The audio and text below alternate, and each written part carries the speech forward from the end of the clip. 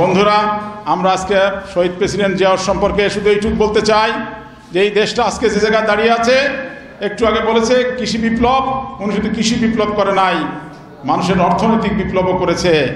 উনি যদি না চেষ্টা করতেন তাহলে আমাদের ছেলেরা বিদেশে যে চাকরির সুযোগটা পেতেন না।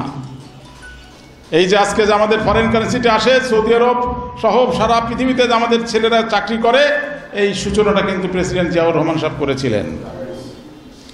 এবং খাল কেটে ইরি ধানের চাষটা ওনার হাতে শুরু হয়েছিল। অনেক কাজ বলতে গেলে অনেক সময় লাগবে, আজকে এসে বলার দিন না, আজকে ওনার জন্য দোয়া করার দিন, তাই আমি ওই লাইনে যাব না।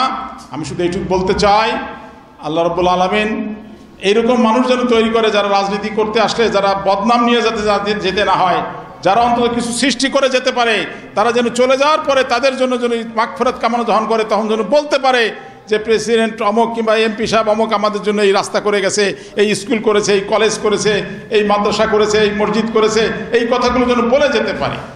এই সুযোগটা কর্মীদের দিতে হবে যাতে তারা যেন দোয়া করার সময় এই কথাগুলো বলতে পারে। প্রিয় মানুষ বেঁচে থাকে তার কর্মের উপরে।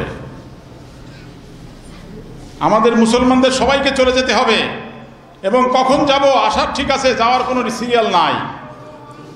আমাদের সকল যারা বুদ্ধিমান লোক তারা জীবিত থাকতে সুস্থ থাকতে কবরের সামানা জোগাড় করে। তো আমি মনে করি